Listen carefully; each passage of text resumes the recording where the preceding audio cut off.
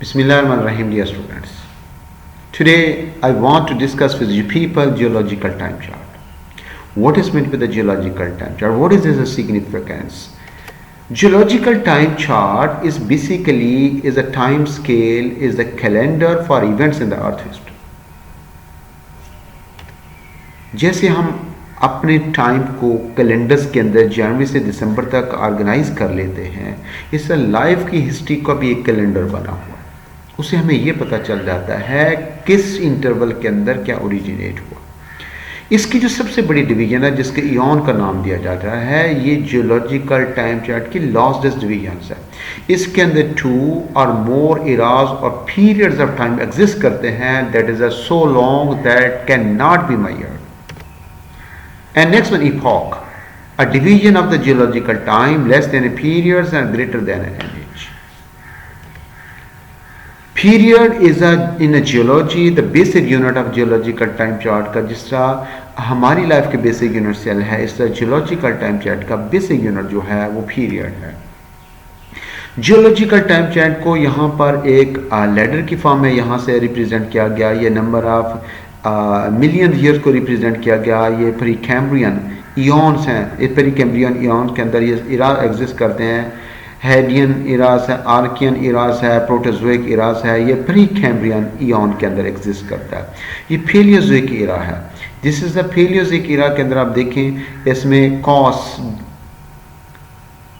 Cambrian, Ordovician, Silurian, Devonian, Mississippian, सीपियंस, Pennsylvanians, Permian, ये इसमें पेलियोजोइक इरास के अंदर कंसीडर होगा। जो मीजोजोइक इरा है, टीजेसी, ट्रायसिक, जुरासिक, क्रोटेशियस और सीनोजोइक इरा जो अभी प्रेजेंट करता है that is the tertiary and the quaternary.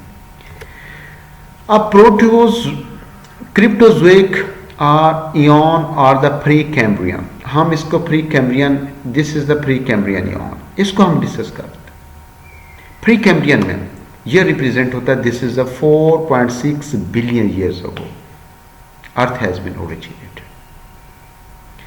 इस इयॉन्स के अंदर, इस प्रीकैम्ब्रियन इरा के अंदर क्या डेवलप हुआ, इसके अंदर अर्थ की फॉर्मेशन हो गई।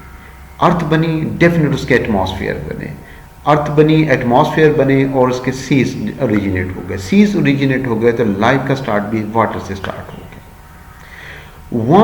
First few 100 million years ago, first 100 million years अर्थ के ऊपर कंटिन्यूस बम्बार्डमेंट होती रही एस्टेरॉइड्स की। जब वो बम्बार्डेड होते वो इतने मैसिव थे कि उसमें से फ्लडिंग होनी स्टार्ट हो गई। ज़मीन के ऊपर जो लाइफ को मेंटेन करना था वो इम्पॉसिबल हो गया, ना ही ज़मीन पर लाइफ अभी डेवलप हुई थी। एट द टाइम टेम्परेचर इतना ज़्यादा इंटेंस था, जो सीड्स थे वो सारे के सारे वेपराइज हो गए, क्लाउड बने, रेन होती रही, फिर और ये सिलसिला मिलियन ईयर तक का प्रोग्रेस में रहा। क्योंकि जैसे रेन होती, ज़मीन का टेम्परेचर इतना इंटेंस था, फिर दोबारा वेपर बन के क्लाउड बन जाते, फिर रेन होती, फिर क्लाउड बन जाते, और with the passage of time there is a gradually decline of the temperature of the earth, क्योंकि अर्थ थोड़ी थोड़ी ठंडी होती चली गई। इस वजह टेम्परेचर का इतना हाई था कि लाइफ को मेंटेन करना नामुमकिन था। This picture depicted here asteroids, कि ये मैसिव एस्टेरॉइड सी आसमान से जमीन की तरफ उसमें से आ रहे हैं। अब इसमें क्रिप्टोजोइक प्रीकैम्ब्रियन इरा के अंदर क्या उसमें से हुआ, जमीन बन चुकी थी, ऑयल भी बन गया, गैस भी की फॉर्मेशन भी इसमें से हो गई, आप उसमें से कोल के रिजर्व भी एग्जिस्ट करना स्टार्ट कर दिया गया, और लाइफ जो थी वो 4 बिलियन ईयर्स अगो ओरिजिनेट हो गई। और जो रॉक्स थी of all continents were mainly igneous. You know, igneous rocks आतिशियल रॉक्स होती हैं जिसमें से लावा या वोल्केनिक eruption होती है, और उन रॉक्स के अंदर वो सॉलिड रॉक्स होते हैं। There is no sign of life at this rocks now. यहाँ पर वोल्केनिक एरप्शन होगा, लावा बाहर निकलेगा, मैग्मोस के अंदर पाया जाता है जो कि मोल्टन फॉर्म में एग्जिस्ट करेगा। जब उसमें से वोल्केनिक एक्टिविटी होती तो उसमें से अर्थक्वेक आते। उस वजह से इन रॉक्स का टेम्परेचर इतना ज़्यादा होता कि इस वो किसी भी किस्म की लाइफ या किसी भी डेड बॉडीज़ को प्रिजर्व ना कर पाते। रॉक्स, इग्नियस रॉक्स फॉसिल को प्रिजर्व ना कर सके। इस वजह से यहाँ पर फॉसल का कंसेप्ट नहीं था।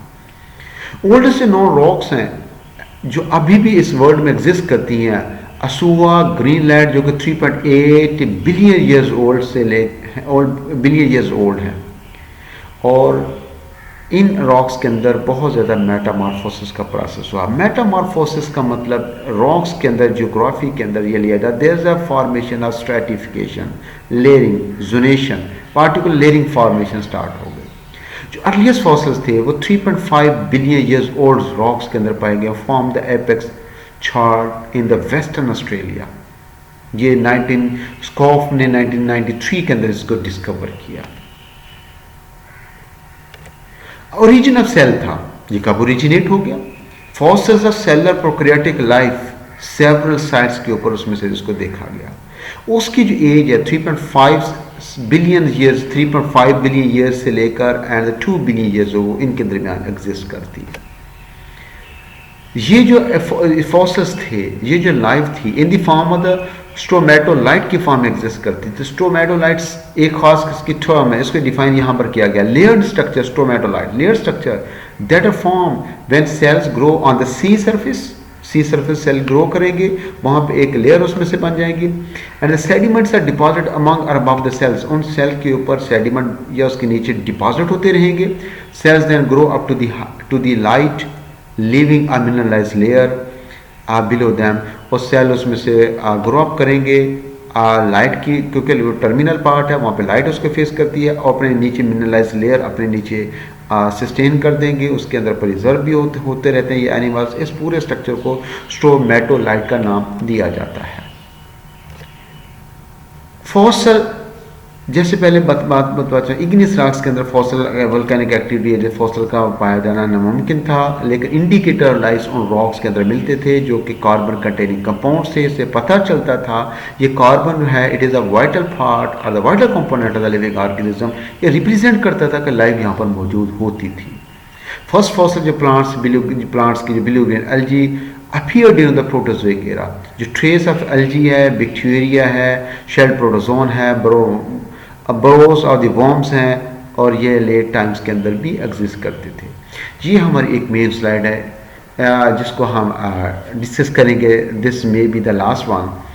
अब यहाँ से सबसे पहले इरा दिया गया, ये सब इरा, ये पीरियड, ये इपॉक, ओके, ये इसमें से दिया गया यहाँ से million years before present, BP लिखा जाता है ना, million years BP before present. यहाँ से कुछ एनिमल्स की एज भी दी गई, फिशेस किस एज को फिशेस का एज कहा जाता है, और उसमें से 3 मैस एक्सटिंक्शन हुई, वो कब हुई, कौन से एनिमल कहाँ से ओरिजिनेट हुए, इसके बारे में डिस्कस करते हैं। This is era, which era? Precambrian, Paleozoic, Mesozoic, Cenozoic, और ये सब इरा सीनोजोइक को डिवाइड कर दिया गया टर्शियरी के अंदर, जिसमें पीरियड्स हैं, पीरियड्स के ये नेम दिए गए। This is a pre Cambrian, इसमें कोई पीरियड्स नहीं है क्योंकि अभी लाइफ फॉसिल फॉर्म में एग्जिस्ट करती है। इसमें से इसके ये नाम दिए हैं, ये प्रोटोजोइक इयॉन्स हैं जिसको हम अभी डिस्कस कर चुके हैं, ये प्री कैम्ब्रियन इरा प्रोटोजोइक इयॉन है। अब इसके अंदर हम इसमें से ये देख रहे हैं, इसके अंदर जो लाइफ जो थी ये इसमें से एडिकेरा हिल्स साउथ ऑस्ट्रेलिया में 1996 के अंदर इसके फॉसिल डिस्कवर हुए। ये इसमें से ये represented, this is the represented here, this is represented the trilobites. जो पैलियोजोइक एरा है, कॉस, DCP, Cambrian, Ordovician, Silurian, DCP, Devonian, Carboniferous and the Permian. ये 570 मिलियन ईयर से लेकर इसका 245 मिलियन ईयर्स तक इसका ये इंटरवल है। इसमें क्या कुछ हुआ, इसमें देखें क्या कुछ हुआ। फर्स्ट ऑफ ऑल इसमें से देखते हैं कैम्ब्रियन के अंदर ऑस्ट्रेकोडर्म, वो जिसकी रिप्रेजेंटेड है, ऑस्ट्रेकोडर्म्स जो हैं ये डेवलप हुई। ऑस्ट्रेकोडर्म्स ये ट्राइलोबाइट्स के फॉसिल्स हैं। ऑस्ट्रेकोडर्म ये बोनी ऑर्मड फिशेस का नाम दिया जाता है। आप इसमें से ऑर्डोविशियंस के अंदर या इसमें से हम कहते हैं लेट ऑर्डोविशियन मैस एक्सटिंक्शन हुई कि बहुत ज़्यादा एनिमल जो इस दुनिया में मौजूद थे, जो ऑर्गेनिज्म ओरिजिनेटेड थे, वो सारे के सारे इस दुनिया से ख़त्म हो गए। कोई भी मैसिव एक्सटिंक्शन किसी वो उसमें से एस्टेरॉइड्स की वजह से इसमें से हो सकता है, फायर की वजह से इसमें से हो सकता है, फ्लडिंग की वजह से हो सकता है, कोई भी उसमें से पावर हो सकती है, जिसको सेकेंड लार्जेस्ट मैस एक्सटिंक्शन का नाम दे दिया जाता है। इसमें ऑर्डोविसिस के अंदर कोनोडोंट्स हैं, ये मोलस्क से ओरिजिनेट हुए हैं। अब इसको जो डिवोनियन है, this is also called the Devonian, को एज ऑफ फिशेस का नाम दे दिया जाता है। और जो कार्बोनिफेरस है, this is the age of amphibious का नाम दे दिया जाता है। इससे पहले सारी इन्वर्टिब्रेट्स हैं, और डिवोनियन से पहले सारी इन्वर्टिब्रेट्स हैं, या उसमें कुछ फिशेस भी थी, लेकिन एज जो है, जहाँ पर सबसे एज का मतलब है सबसे ज़्यादा ऑर्गेनिज्म उस इंटरवल के अंदर फ्लोरिश कर रहे थे। इसमें से फर्मियन है, largest mass emerging super continent of Pangaea. Pangaea का मैंने पहले वीडियोस के अंदर आपको कॉन्सेप्ट बता दिया, what is the meaning of Pangaea. ये फर्मियन के अंदर सबसे बड़ी इसमें से इसको हम कहते हैं दैट्स अ ट्राइएसिक एक्सटिंक्शन। ये ट्राइएसिक के अंदर मीसोजोइक के अंदर इसमें से ये एक्सटिंक्शन हुई। मीसोजोइक के अंदर जो पाए जाने वाले, जहाँ पर मीसोजोइक इरा को एज ऑफ रेप्टाइल भी कहा जाता है, Mesozoic era cause age of reptile, यहाँ से ट्राइएसिक जो इसका एक पीरियड है मीसोजोइक इरा का, ट्राइएसिक एक्सटिंक्शन, ये सबसे बड़ी एक्सटिंक्शन थी, ये सब कॉन्टिनेंट पेंजिया के अंदर हुई। इसके अलावा जो इसमें से एक और डिस्कस करते हैं, इसके अंदर जो मीसोजोइक एरा है, इसके अंदर एज ऑफ डायनासोर भी कहा जाता है। बेसिकली जुरासिक को एज ऑफ डायनासोर कहते हैं, बट बुक्स के अंदर इन तीनों को ट्राइएसिक, जुरासिक, क्रिटेशियस के अंदर ये डायनासोर की एज रिप्रेजेंट करते हैं। बट क्रिटेशियस के अंदर ये डायनासोर एक्सटिंक्ट हो चुके थे। वो क्यों? आसमानी आफत की वजह से, वो फॉरेस्ट के ख़त्म होने की वजह से, वो फ्लडिंग की वजह से, एस्टेरॉइड्स की वजह से, मैस एक्सटिंक्शन की वजह से, अर्थक्वेक की वजह से, whatever the reason behind, no one knows about it. अब इसमें से डायनासोर यहाँ पे क्रिटेशियस में एक्सटिंक्ट हो गए। अब इसमें जो क्रिटेशियस टर्शरी मैस एक्सटिंक्शन हुआ, इसका मतलब ये रिसेंट एक्सटिंक्शन है। ये 3/4 प्लांट्स एनिमल इस दुनिया, इस ज़मीन से ख़त्म हो गए। 3/4 एनिमल्स, प्लांट्स इस रूह ज़मीन से ख़त्म हो गई। ये भी इतनी बड़ी एक्सटिंक्शन थी। फिर उसके बाद जो बाकी बच गए तो वो सर्वाइव कर रहे हैं, फिर भी उसमें से कोई एक्सटिंक्ट होते जा रहे हैं। और जो सीनोज़ोइक है, इसमें टर्शरी है, इसमें से दो इसके इसमें पीरियड्स हैं, पेलियोजीन्स हैं और नियोजीन्स हैं। अब इसमें पेलियोजीन्स के अंदर ये इसमें से ईओसीन आ जाता है, पेलियोसीन आ जाता है, ओलिगोसीन, इसमें मायोसीन है, प्लियोसीन्स हैं, ये फॉक है इसका। यहाँ से देखें, यहाँ से होमोनिड्स हैं, होमोनिड्स नियोजीन्स के अंदर इवाल्व हुआ, पेलियोजीन्स के अंदर नहीं, इनके अंदर इवाल्व। इसमें से इसके पेलियोजीन्स के अंदर इसमें से ग्रॉसेस हैं, रोडेंट इसमें से आ जाते हैं, रोडेंट्स डेवलप होते हैं, प्रोपोसीरियंस इसमें से डेवलप इसमें से होते हैं। अब इसमें से ये भी देखा है, इसमें से प्राइमेट्स भी हैं, हॉर्सेस भी हैं, अर्ली एंथ्रोपॉइड्स भी हैं। इसमें age of mammals, this is called the Neogenes, age of mammals, birds, टिलियोस, इंसेक्ट्स, फ्लावरिंग प्लांट्स, इस कैटेगरी को नाम दे दिया जाता है, that is the Tertiary periods को। ये सारे ऑर्गेनिज्म यहाँ पर वेल डेवलप हो गए। तो ये तो थोड़ा सा मैंने आप लोगों से इसके बारे में डिस्कस किया, बाकी अगर कोई डिटेल होगी तो बाद में डिस्कस कर दूंगा। Thank you very much.